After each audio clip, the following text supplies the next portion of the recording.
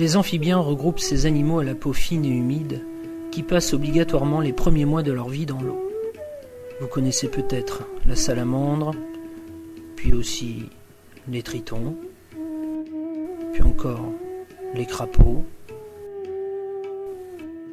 la rainette et bien sûr les grenouilles.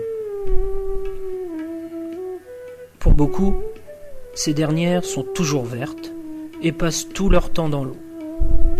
En fait, il existe plusieurs espèces de grenouilles, et chacune a ses particularités. Afin de mieux les connaître, partons à la rencontre de nos 3 grenouilles, la rousse, l'agile et la verte. La grenouille rousse est trapue et mesure environ 7 cm. De couleur brune ou grise, plus ou moins tachetée de noir, on la reconnaît à ses pattes postérieures plutôt courtes, à son museau arrondi et à ses yeux entièrement dorés. C'est une espèce terrestre qui passe l'essentiel de son temps dans les sous-bois et les prairies. Dès janvier, lors d'une période de redoux humide, elles sortent de leur sommeil hivernal et rejoignent durant la nuit les flaques peu profondes des prairies humides et des fossés forestiers. C'est à ce moment-là que les mâles font entendre leur chant doux qui rappelle le ronronnement lointain d'une course de motocross. En quelques jours, elles s'accouplent et déposent leurs œufs dans l'eau. On assiste alors à un drôle de concert.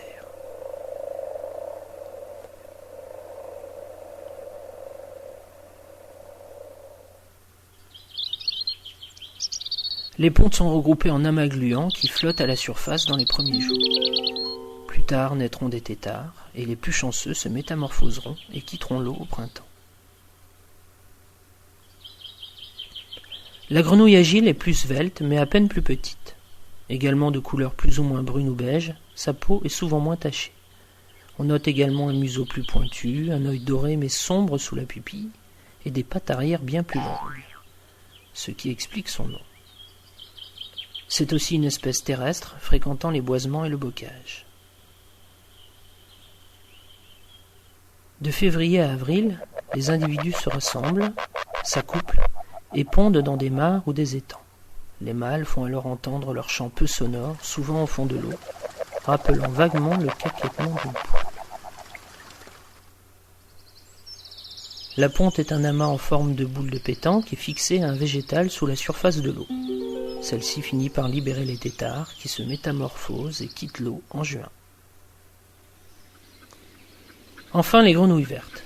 Comparées aux 2 espèces précédentes, celles-ci sont plus diurnes, beaucoup plus aquatiques et aussi plus grandes, parfois plus de 10 cm.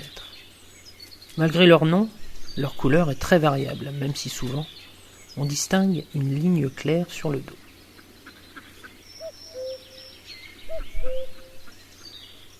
Dès le retour du printemps, elles se rassemblent au bord des étangs et des mares et font entendre leur chant très sonore.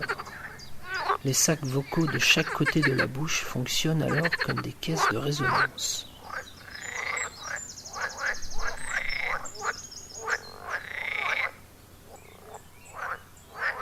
Les accouplements ne tardent pas et les pontes discrètes sont déposées dans l'eau. Ce sont de petits amas transparents d'œufs bruns, clairs, peu visibles parmi la végétation. Les jeunes grenouilles sont métamorphosées quelques semaines plus tard, normalement en été.